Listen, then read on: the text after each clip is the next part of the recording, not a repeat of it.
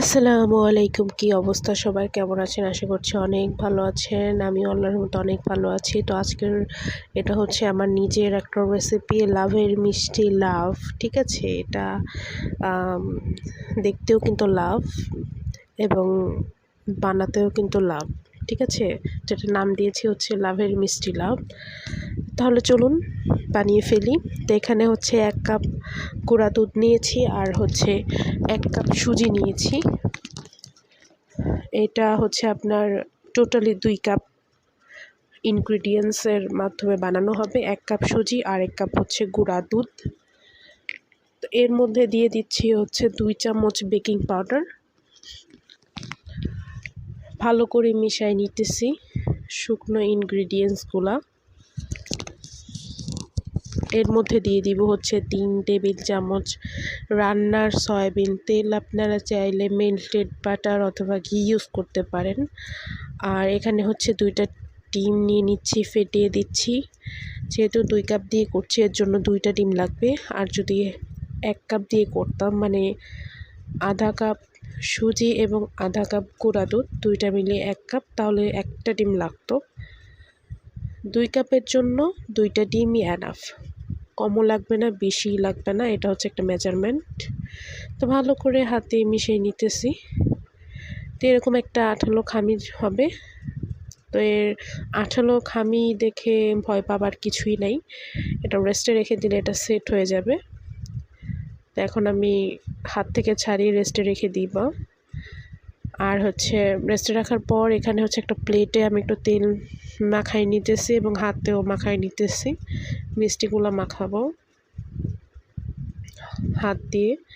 আর এগুলো হচ্ছে আমি জাস্ট ১ মিনিটের মতো রেস্টে রেখে দিয়েছি।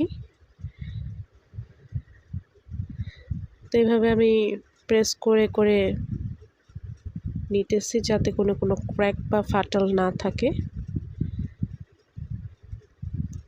তো এবার সুন্দর করে একটা বল করে লাভ আকারের আমি একটা মিষ্টি বানাই নিব, যেভাবে লাভ ডিজাইন হয়, লাভের ডিজাইন। তো দেখতেই পাচ্ছেন, এই তো হয়ে গেছে। এইভাবে করে আমি সবগুলো মিষ্টি বানাই নিব।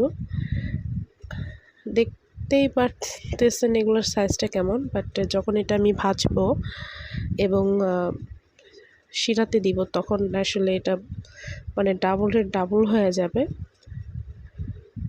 তো এখানে তেল গরম করে নিয়েছি। তো এখানে সবগুলো মিষ্টি ভেজে নিচ্ছি। তো আমি কোনো কিছু ইউজ করব না, আমি জাস্ট এইভাবে প্যানের হাতল নাড়ায় নাড়ায় দিব। ডুবো তেলে ভাজতে হবে।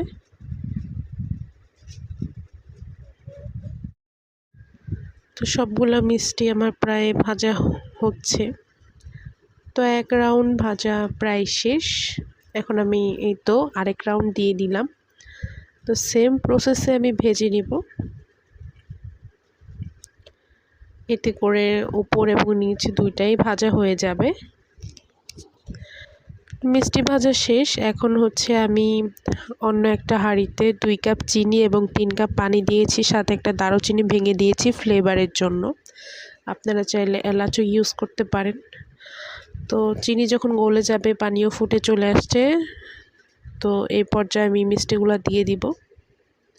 তো মিষ্টি আমার সবগুলো দেওয়া শেষ। এখন আমি এটাকে ঢেকে প্রায় ৩ মিনিট হাই হিটে রান্না করব।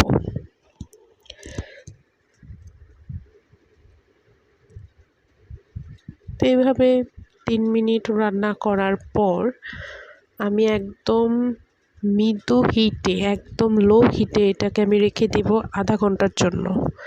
এর মাঝে এটাকে আমি কিছুই করব না, ঢাকনাও খুলব না, নেড়ে চেড়েও দিব না। তো ফিরে আসছে আধা ঘন্টা পর। তো আধা ঘন্টা পর এসে দেখি এটা একদম এইরকম শুকিয়ে গেছে। একদম প্রপারলি কোনো শিরাই ছিল না। ঠিক আছে? একদম এইরকম হয়ে গেছে। দেখতেই পারতেছেন ৩ ডবল হয়ে গেছে। তো আমি যেহেতু এখন গরম অবস্থাতে কেটে দেখাবো, তো এগুলো আমি একটা পাত্রে তুলে নিতেছি। এটা গরম ঠান্ডা দুইভাবে খাওয়া যায়, খেতে খুবই মজা। তো সাবধানে উঠাই নিতে হবে, না ভেঙে যাওয়ার চান্স আছে।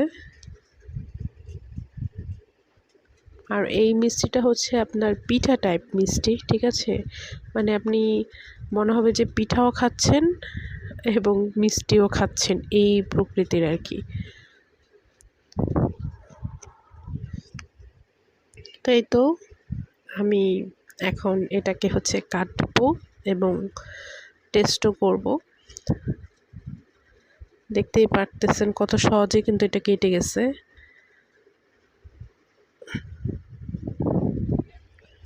আর মনে হচ্ছে যে আমি দোকান থেকে গোলাপ জামুন নিয়ে আসছি, মানে ঠিক এই রকম, ভিতরটা এত সফট, ঠিক আছে? মানে কি বলবো, বাসায় আপনারা বানাবেন তাহলে বুঝতে পারবেন। তো আজকের মতো